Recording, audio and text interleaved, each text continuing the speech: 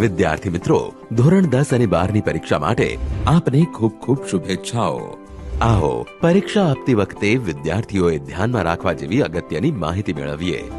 વિદ્યાર્થીઓ પરીક્ષા કેન્દ્રમાં પ્રવેશ કરતી વખતે પ્રવેશપત્ર હાથમાં રાખો, જેથી પ્રવેશ મેળવતી વખતે ચકાસણી કરવામાં સરળતા રહે। પરીક્ષા સ્થળ ઉપર બિનજરૂરી સામાન કે સ્કૂલ બેગ લાવવાની નથી। ભૂલથી લાવ્યા હોવ તો નિર્ધારિત કરેલ જગ્યાએ મૂકવી। પરીક્ષા સ્થળ પર દર્શાવેલ બેઠક વ્યવસ્થા જાણી લેવી। પરીક્ષા સ્થળ ઉપર મોબાઈલ કે કોઈ ઇલેક્ટ્રોનિક ગેજેટ લઈ જવું પ્રતિબંધિત છે। તેમ છતાં આપની પાસે ભૂલથી મોબાઈલ કે ઇલેક્ટ્રોનિક ગેજેટ રહી ગયેલ હોય તો કેન્દ્ર પરના સ્ટાફ પાસે પરીક્ષા ખંડમાં પ્રવેશતા પહેલા જમા કરાવો। પ્રિન્ટેડ કે હસ્તલિખિત પરીક્ષાલક્ષી માર્ગદર્શક વાંચન સાહિત્ય ભૂલથી લાવ્યા હોય તો પશ્ચાતાપ પેટીમાં મૂકવું। પરીક્ષા નંબર મુજબ બ્લોકની ચકાસણી કરી પરીક્ષા ખંડમાં પ્રવેશ કરો। પરીક્ષા ખંડમાં આપવામાં આવતી સૂચના કાળજીપૂર્વક સાંભળો। દરેકને મુખ્ય જવાબ વહી મળી જાય ત્યાં સુધી શાંતિથી બેસવું।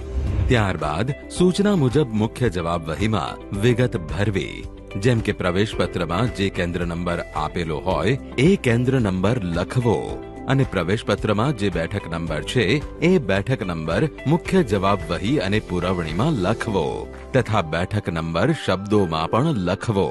વિદ્યાર્થીઓએ સહી અચૂક કરવી। ત્યારબાદ વિષયનું નામ અને કોડ નંબર, પરીક્ષાની તારીખ અને જવાબની ભાષા લખવી। સીસીટીવી કેમેરા સમક્ષ પ્રશ્નપત્રનું પેકેટ ખોલવામાં આવશે અને વિદ્યાર્થી પાસે પ્રશ્નપત્રનું પેકેટ સીલબંધ છે તે બદલની ખાતરી કરાવી સહી લેવામાં આવશે। પ્રશ્નપત્ર પૂરું અને યોગ્ય મળ્યું છે તે ચકાસી લેવું। દરેક વિદ્યાર્થીઓએ બારકોડ સ્ટીકર પર લખેલ બેઠક નંબર તથા પ્રવેશપત્ર પર લખેલો બેઠક નંબર એક જ છે તેની ખાસ ચકાસણી કરી લેવી। પરીક્ષા દરમિયાન આપના પ્રવેશપત્ર પર નિરીક્ષકની સહી કાળજીપૂર્વક કરાવી લો। મુખ્ય જવાબ વહી અને પુરવણી મળ્યાના પત્રક પર સહી કરવી। પરીક્ષા દરમિયાન સમયની માહિતી આપતા બેલને ધ્યાને લઈને જવાબ લખો।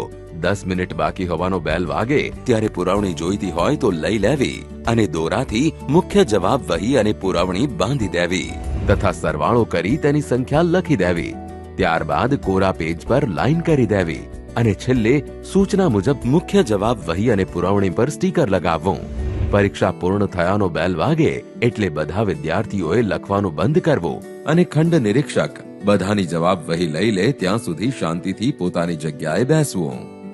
પરીક્ષાની સૂચનાઓનો અમલ કરી આત્મવિશ્વાસથી પરીક્ષા આપીએ।